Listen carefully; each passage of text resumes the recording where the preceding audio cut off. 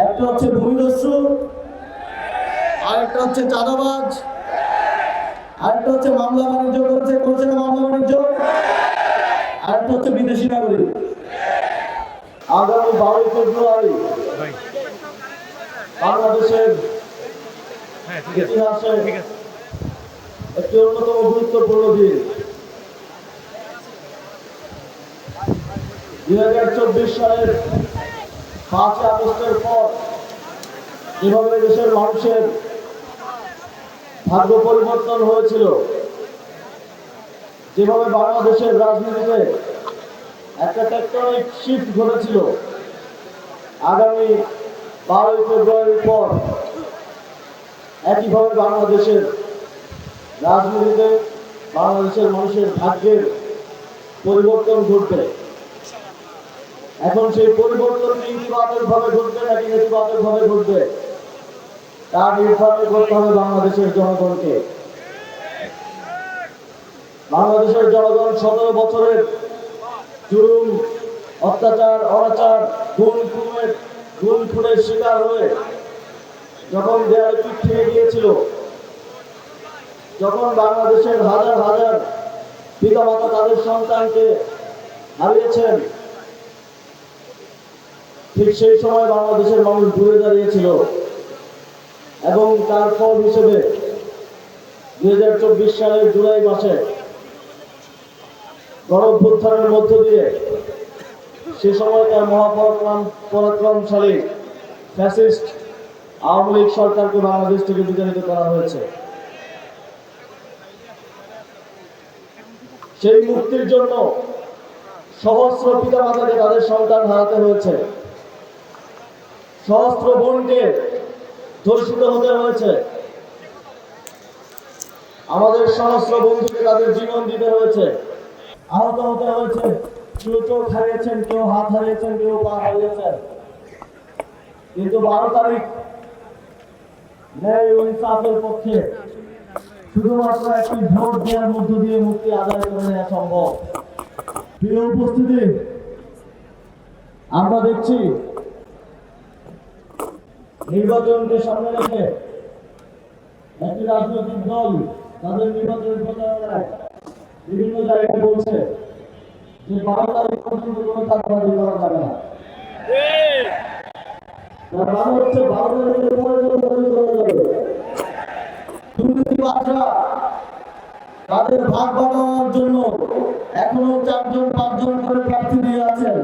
যদি তারা বিজয়ী হয়ে আসতে পারেন, তারা তাদের চাঁদাবাজির ভাগ বুঝে নিতে চান। অথচ আমরা দেশের জন্য, জাতির জন্য সর্বোচ্চ ত্যাগ স্বীকার করে ঐক্যবদ্ধ হয়েছি।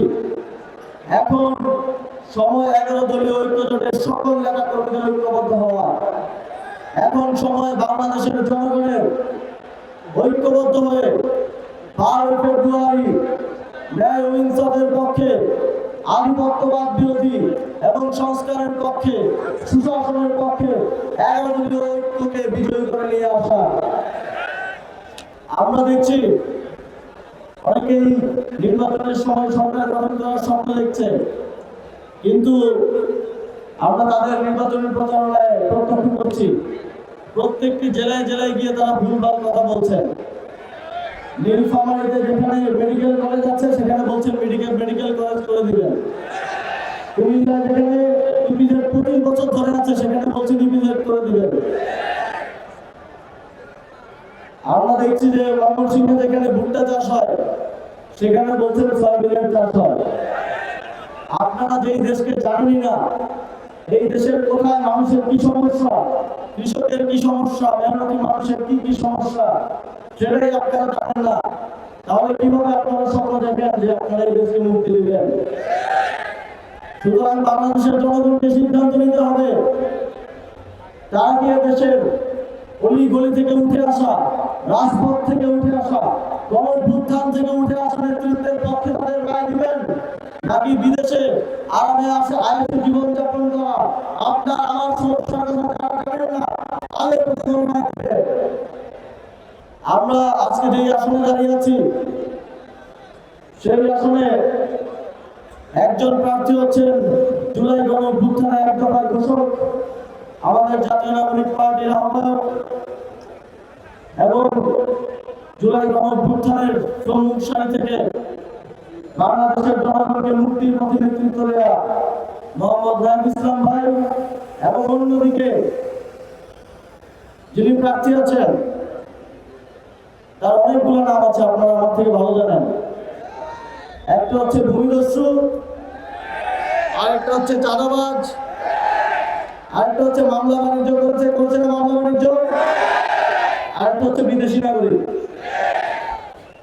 আমরা দেখি জাতীয়তাবাদের কথা বলে তারা বিদেশি নাগরিকদেরকে মনোনয়ন দিয়েছে।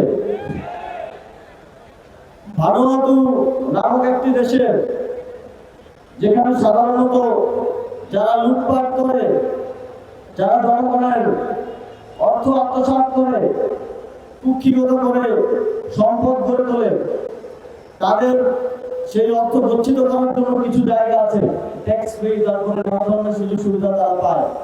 তার মধ্যে একটা হচ্ছে ভানুয়াতু। তো তিনি ভানুয়াতুর নাগরিকত্ব নিয়েছেন। তিনি ভানুয়াতুর নাগরিকত্ব শুধু সেখানে থাকার জন্য নেন নাই, তিনি নিয়েছেন আপনাদের এখান থেকে এমপি হয়ে এই এলাকা থেকে লুটপাট করা, চাঁদাবাজি করা, ব্যবসায়ীদেরকে মামলা দিয়ে মামলা বাণিজ্য করা, অর্থ সেখানে গচ্ছিত করার জন্য। আপনারা কি এমন কাউকে আপনাদের নেতৃত্ব নির্বাচিত করবেন যিনি এখন থেকে প্রস্তুতি নিয়ে আছেন আপনাদের অর্থ কিভাবে ভালোভাবে পাঠাবে? সুতরাং বন্ধুগণ, আগামী 12 ফেব্রুয়ারি আপনাদেরকে সিদ্ধান্ত নিতে হবে, আপনাদেরকে রায় দিতে হবে। গণতন্ত্রের পক্ষে, ইনসাফের পক্ষে, ন্যায়ের পক্ষে, আপনাদের মুক্তির পক্ষে আপনাদেরকে এমন নেতৃত্ব বেছে নিতে হবে যারা আপনাদেরকে নতুন বাংলাদেশ উপহার দিবে।